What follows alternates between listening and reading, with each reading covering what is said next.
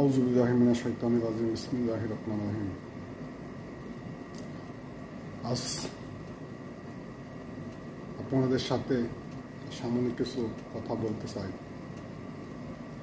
তা হচ্ছে, আমরা যারা নিজেকে ভালোবাসি, নিজের ফ্যামিলিকে ভালোবাসি, অবশ্যই তারা সচেতন থাকবেন।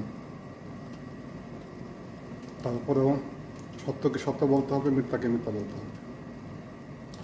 দেখেন, আমাদের দেশে বর্তমানে যে অবস্থা চলছে, যে প্রতিহিংসা, এই প্রতিহিংসার মাধ্যমে আমরা কেউ কারো উপকার করতে পারবো না, কেউ সবল হইতে পারবো না। এটা কখনো কাম্য না। দেখেন, যে সত্য তাকে সত্যবাদী বলতে হবে, যে মিথ্যা তাকে মিথ্যা বলতে হবে। আমি খারাপ, আমাকে খারাপ বলবেন, আপনি ভালো, আপনাকে ভালো বলতে হবে। এটাই নিয়ম।